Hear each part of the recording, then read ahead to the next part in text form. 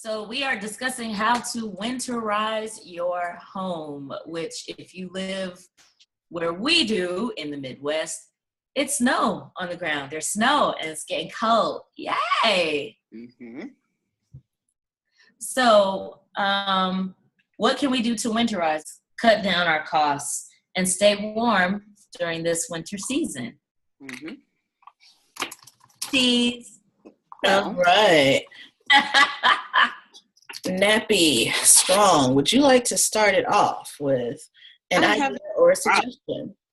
I have several ideas and suggestions for getting us ready for the winter.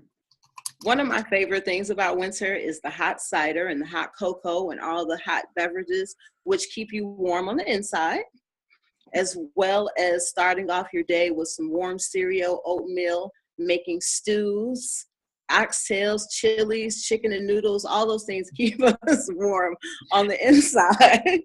Then are changing our pajamas to those warm and fluffy things, or having warm clothes, or our house clothes lingering, our slippers, putting a rug down, as well as changing out your summer bedding and putting warmer things on the bed. Also, if you have like floor vents, making sure that they're clear so that the air can flow through, closing off doors and rooms that we don't really use. Changing the air filters, and then as well, like having your gutters cleaned, making sure that your roof, if you have it inspected, if there's anything that needs to be patched up, to get that done. And as well, that will not necessarily reduce your insurance costs, but it will prevent you from having those winter claims that increase your rates. Let's see what else I want, and treating the windows. So basically that's about it for, and then keeping like maybe the water dripping a little bit during those really cold months to prevent the pipes from bursting or freezing. Alrighty. All right. Lots of good tips. Yes, indeed. Nappy Soul, what you got for us? So Nappy Soul wants to come from the standpoint of a topic that I know none of us really likes, but some homes and places where we live are become welcome and inviting places for other creatures to inhabit during these months. And I am a very big proponent of live and let live. However, that is probably one of the, creatures of this planet. God bless you all, but you can't live with me. That's not hot. That's not happening.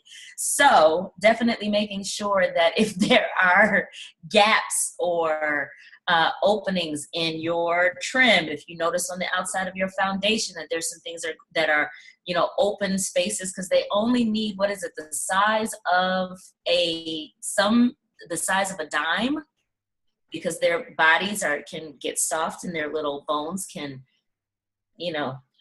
keep some steel wool. Everybody thinks that they have to go and grab cement and go and grab this, and it's like, no, they're little teeth, and sometimes big teeth, not like too much on steel wool. It hurts, it is uncomfortable, so they avoid it. So if you find some little holes or some little places where they can fit their little bodies in and get into your home, plug those babies up with steel wool. Someone else also suggested a more natural approach of using like peppermint oil, eucalyptus oil, tea tree oil on cotton balls, and put them around your home, put them around crevices and things like that. Also dealing with rodents. If you happen to go down and if you have a basement or an attic, check your windows. Check for loose boards, check for anything that may be an open place or inviting place for something to scurry in.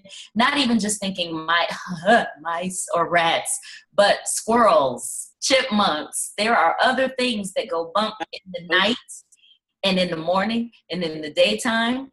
And you need to protect your home or your apartment or wherever you live. Protect it.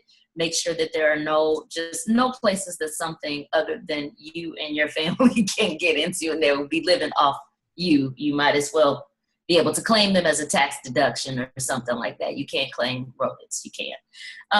So another thing that I wanted to bring up, especially for senior citizens, check in your area with your local city, your township, what have you.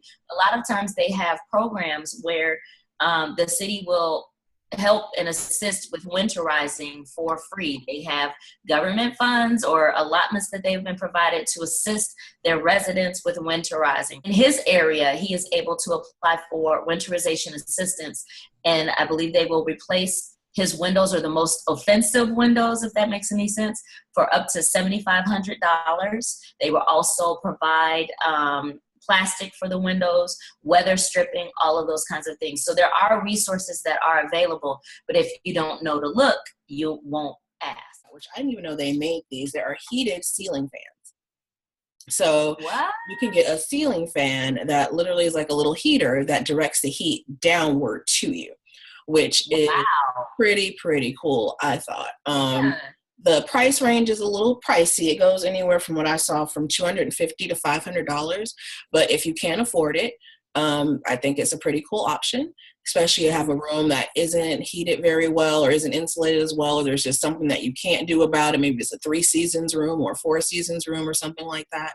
I just thought that sounded like a pretty cool option. Or even a basement where, in general, it's just colder down there. Yeah.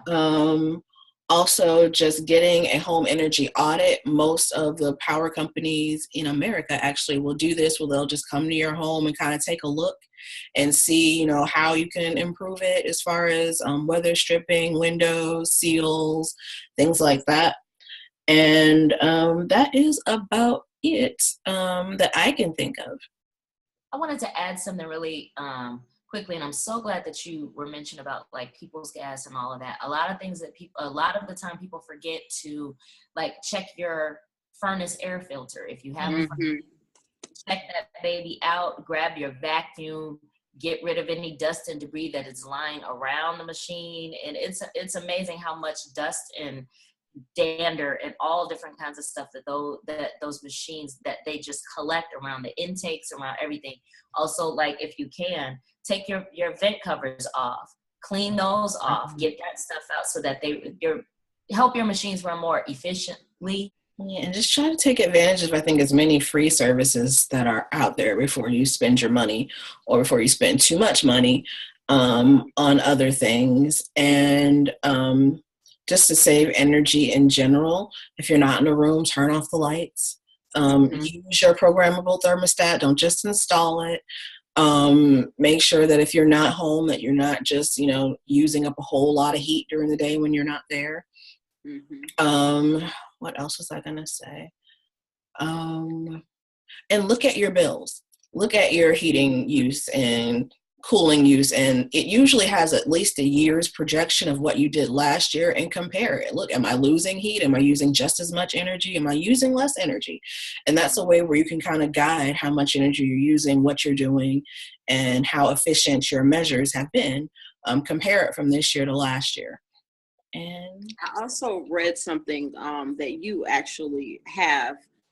They were saying, as far as window treatments, one of the things that you can do is have more heavier or winter curtains, and that helps, seal, keep you warmer. And I know that it works for a fact because it keeps your rooms warmer where you have those curtains at. Yeah, I'm a firm believer in thermal curtains. Love them, love them, love them. And not just for light blocking, but like she said, energy. If there's any draft or something coming through that window, that curtain kind of blocks it and keeps it right there. And literally, if you put your foot underneath the curtain, you can feel a little cold. It feels colder. And not that I have bad windows, it's just in general, it gets colder by a window. Right. And I can literally feel that air being blocked. So they do work. Yeah. And I love them.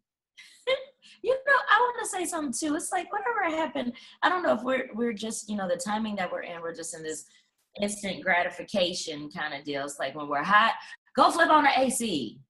We're cold, go turn up the heat. And it's like, whatever happened to like putting on extra layers of clothing? It's like instead of jacking your heat up to 75, 77, 79, 80 something degrees, man, put your stuff down on 68 and put on some layers. Yeah, socks work wonders. Wait, say that again? I said socks and sweaters work wonders. Oh, yes. It's like I don't know if we were necessarily made, especially living where we live, to like walk around in shorts and t-shirts and tank tops in the middle of winter. December. Right. Right. Put on some clothes and insulate yourself, your own personal space. And it's even, I mean, it could be said for the summer too. It's nothing wrong with how they used to do in the old school, you know, put a fan in the window and strip down and you're at home, you're inside, or go outside, you know, anything. Or, you know, even somebody say, well, I get hot when my AC is broken. I just take in a movie. Go to a matinee and let them cool you off. It's just kind of like there's so many other options. You know, a lot of times in the wintertime, we tend to, especially if you live in colder climates, you tend to stay inside. And it's like, well, maybe get out, walk to a local coffee shop if you need to. Not that I'm advocating go drink some coffee, but go let somebody else heat you up. You know what I'm saying? Oh, wait. I gotta watch how I just said that, but that's an option too. Go let somebody else heat you up. I'm just saying. I didn't even. That just went way over my head. You're the only one with your mind in the gutter.